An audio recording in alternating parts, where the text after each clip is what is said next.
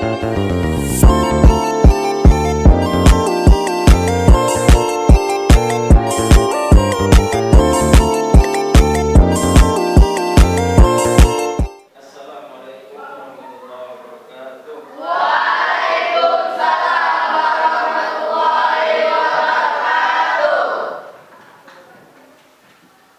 kabar semua anak bapak? Alhamdulillah semuanya dalam keadaan baik dan sehat walafiat. Sebelum pembelajaran, Bapak akan mengabsen ya, atau mengecek kehadiran siapa yang tidak hadir.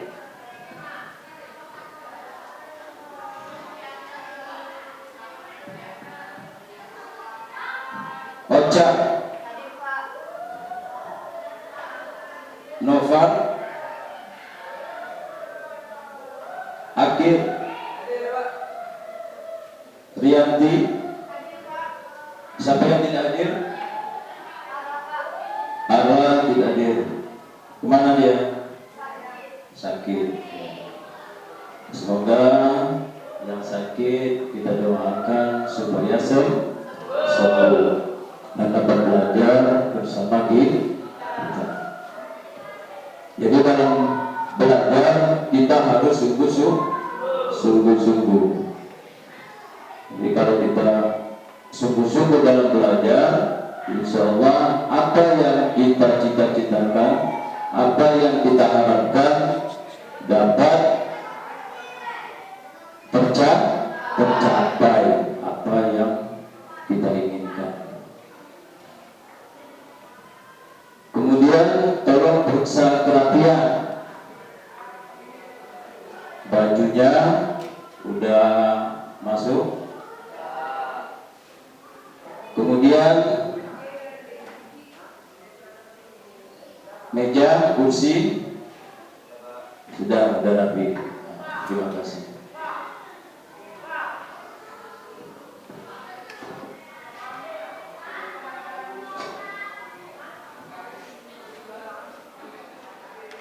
Jadi sebelum pembelajaran, Bapak ingin bertanya kepada kalian, masih ingat pelajaran minggu lalu atau tidak? Masih. Tentang apa?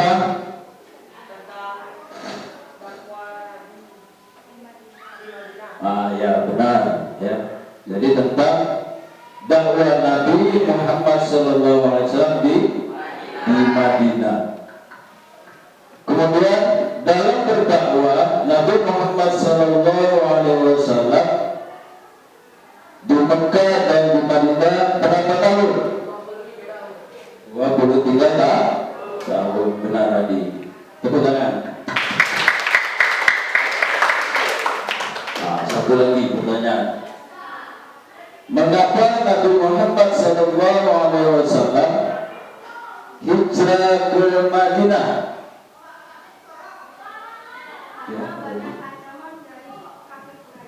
Ya benar. Tepuk tangan lagi.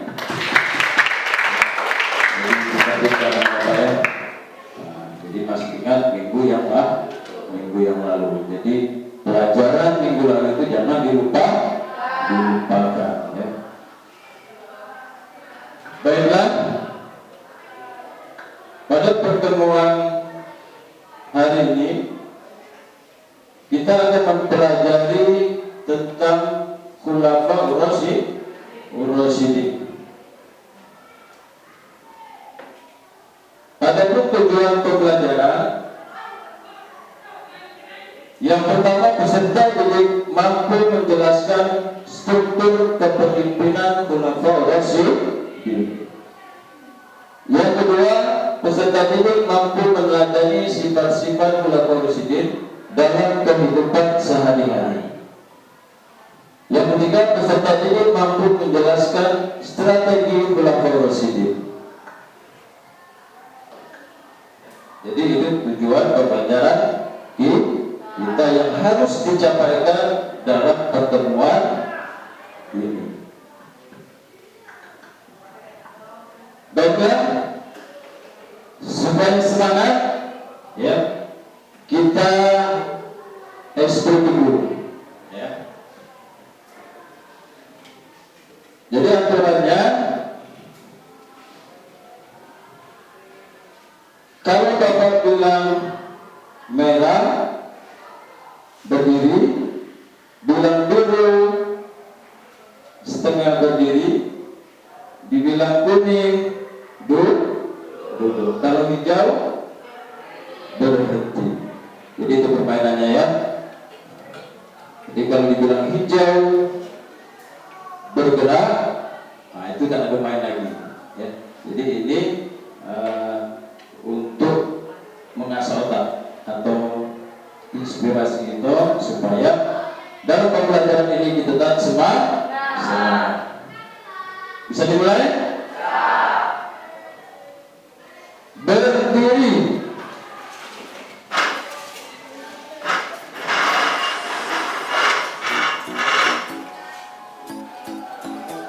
Merah, biru, kuning, hijau. Merah, biru, kuning, biru. Apa yang salah? Ada yang salah tak? Yang salah duduk, tak bermain lagi. Didekatkan apa? Biru. Salah. Ya. Nah. Merah, biru, kuning,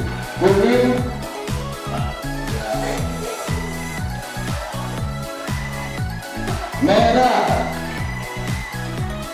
biru, kuning, merah, biru. Bergerak. Merah, hijau. Udah habis, ya. Masih baru. Berapa orang lagi?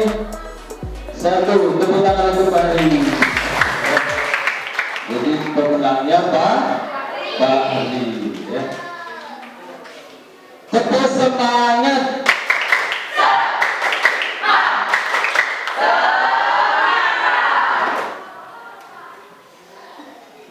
Terima kasih, ya.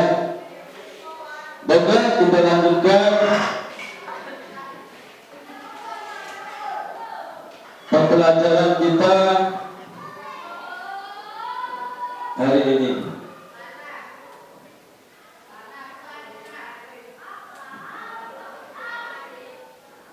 Apa yang dimaksud dengan khulafaur rasyidin?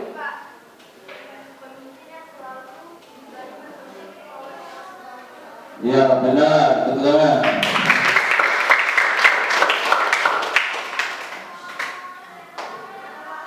Kemudian pertanyaan yang kedua, siapa saja yang termasuk khulafaur rasyidin?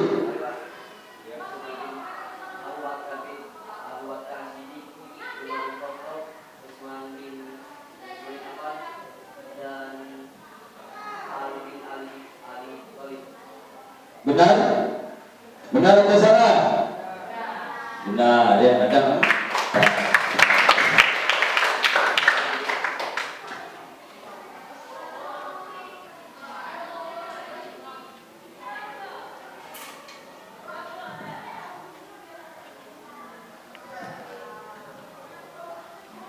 Kemudian Bapak akan menjelaskan lebih lanjut, ya, tentang khulafaur rasyidin.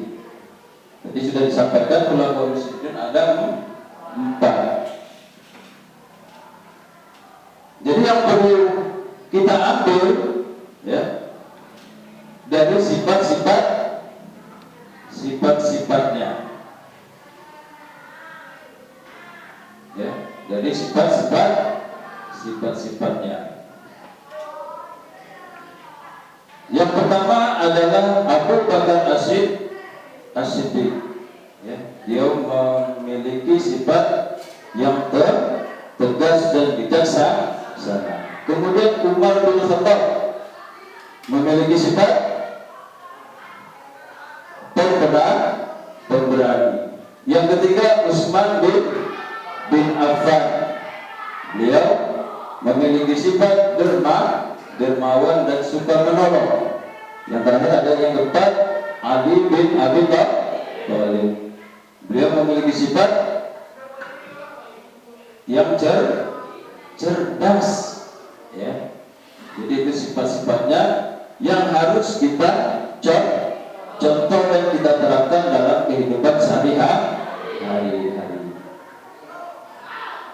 Untuk lebih jelas kita putar video.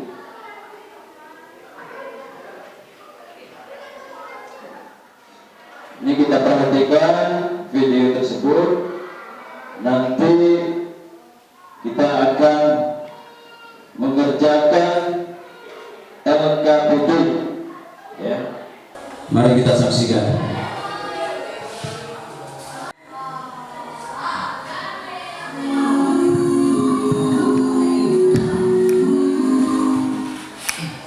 Assalamualaikum warahmatullahi wabarakatuh. Islam dilanjutkan oleh 4 sahabat.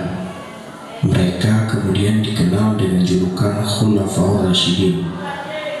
Khulafaur Rasyidin adalah orang yang ditunjuk sebagai pengganti, pemimpin, atau penguasa yang mendapatkan petunjuk dari Allah SWT.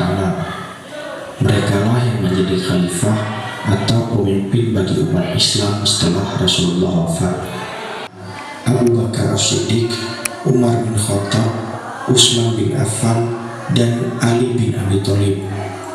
Keempatnya memegang kendali pemerintahan Islam selama kurang lebih 30 tahun. Mereka adalah orang pertama di luar keluarga Nabi yang memeluk Islam. Abu Bakar mengorbankan banyak harta bendanya untuk perjuangan Nabi. Nabi Muhammad SAW memberi gelar Abu Bakar dengan As-Siddiq karena sifat benar. Abu Bakar selalu berkata benar. Baiklah, dalam tayangan video singkat tadi kita akan membagi kelompok. Kelompok pertama membahas tentang strategi dakwah Abu Bakar As-Siddiq. Kelompok kedua strategi Umar bin Khattab. Yang ketiga strategi Utsman bin Affan. Yang keempat strategi Ali bin Abi Thalib. Jadi dari kelompok tersebut diskusikan LKPD yang diberikan setiap kelompok, ya, diskusikan dengan kawan kamu.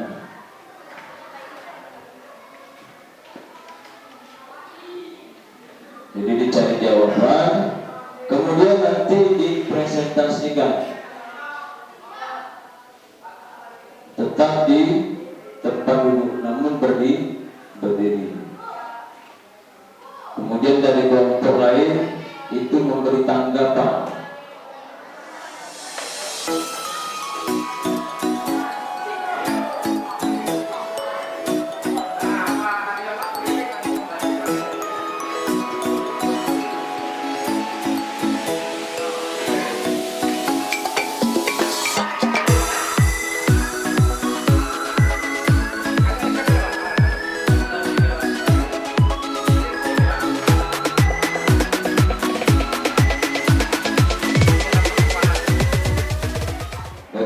Sudah 15 menit kita mengerjakan LKPD, kemudian dilanjutkan dengan presentasi.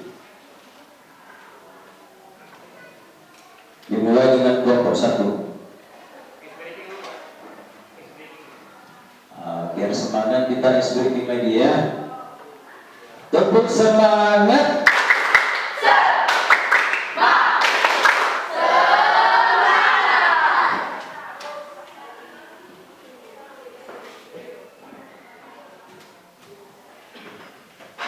Assalamualaikum warahmatullahi wabarakatuh. Waalaikumsalam warahmatullahi wabarakatuh. Kami dari kelompok 1 akan mempresentasikan tentang Abu Bakar As-Siddiq. Strategi dakwah Abu Bakar As-Siddiq. Masa kepemimpinan Abu Bakar yang singkat banyak dihabiskan untuk mengatasi masalah-masalah yang muncul akibat wafatnya Rasulullah Sallallahu Alaihi Wasallam. Peristiwa Riddah, meninggalnya Rasulullah Shallallahu Alaihi Wasallam banyak menimbulkan gejolak di kalangan umat Islam. Salah satunya adalah kaum murtad.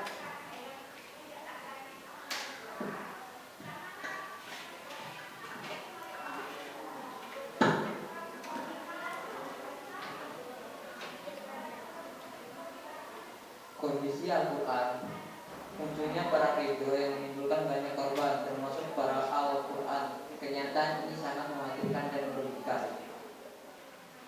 Kemudian dilanjutkan kelompok 2. Assalamualaikum warahmatullahi wabarakatuh.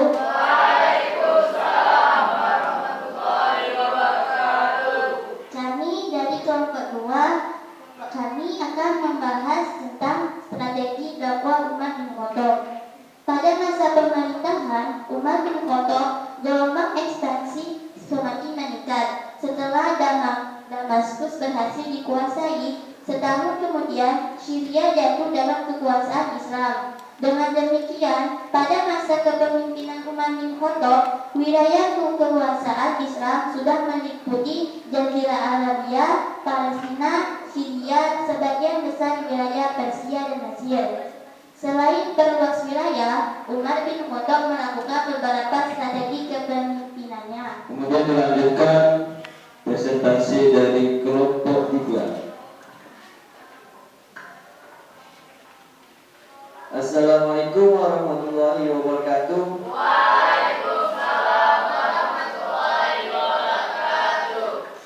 Kami dari kelompok 3 dan ini menjelaskan tentang strategi dakwah Utsman bin Affan. Selama kurang lebih 12 tahun masa pemerintahannya, banyak terjadi gejolak internal terutama pada terakhir masa pemerintahan. Perluasan wilayah, daerah-daerah strategis yang sudah dikuasai Islam seperti Mesir dan Irak terus dikembangkan dengan melakukan serangkaian ekspedisi militer yang terencana secara cermat.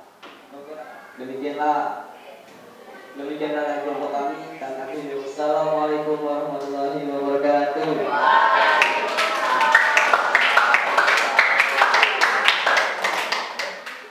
Assalamualaikum warahmatullahi wabarakatuh.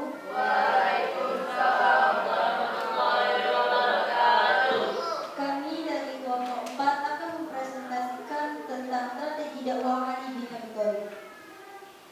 Masa pemerintahan Ali bin Abi Thalib yang singkat dihabiskan untuk meredam beberapa pemberontakan yang terjadi. Ada 2 pemberontakan yang terjadi pada masa Ali bin Abi Thalib yang dikenal dengan perang Jamal antara Ali dan Hisam dan perang Siffin antara Ali dan Muawiyah. Baiklah, mungkin hanya ini yang dapat kami sampaikan. Wassalamualaikum warahmatullahi wabarakatuh.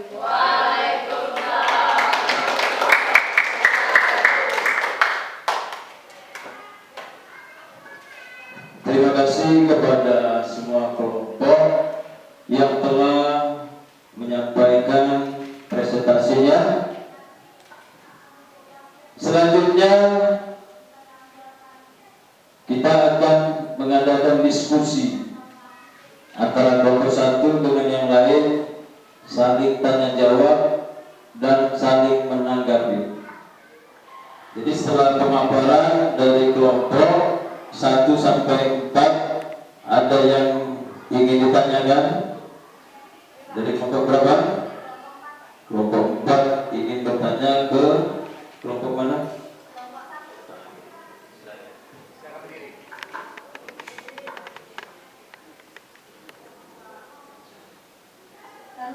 dari kelompok 4 ingin bertanya kepada kelompok 1. Apa sifat yang harus kita terapkan dalam kehidupan sehari-hari dari Khalifah Abu Bakar As-Siddiq? Dari kelompok 1 ditanggapi. Abu Bakar mempunyai sikap jujur, benar, tegas, dan bijaksana. Jadi sikap-sikap itulah yang harus kita terapkan dalam diri kita. Bagaimana kelompok 4? Sudah jelas? Alhamdulillah. Pada pembelajaran hari ini, kesimpulan yang dapat kita ambil apa? Yang pertama,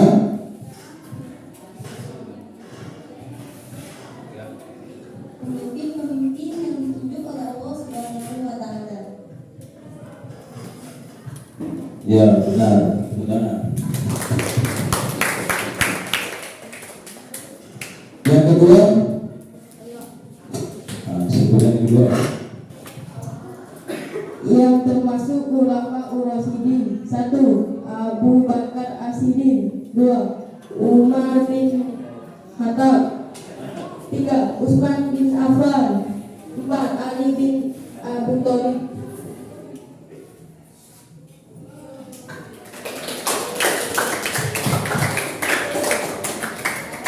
Kemudian kesimpulan yang ketiga. Abu Bakar mempunyai sikap jujur, benar, dan bijaksana. Jadi sikap-sikap itulah yang harus kita terapkan dalam diri kita. Jadi Bapak ulangi, ada 3 kesimpulan dari pembelajaran kita hari ini. Yang pertama adalah pengertian khulafaur rasyidin, yaitu pemimpin-pemimpin yang diberi petunjuk oleh Allah Subhanahu wa Ta'ala. Demikianlah pelajaran hari ini. Kemudian kita lanjutkan untuk minggu depan, yaitu tentang strategi dakwah sahabat Nabi yang lain. Dan kita ucapkan dengan lafaz hamdalah. Alhamdulillahirabbil alamin. Dan Bapak akhiri, assalamualaikum warahmatullahi wabarakatuh. Waalaikumsalam warahmatullahi wabarakatuh.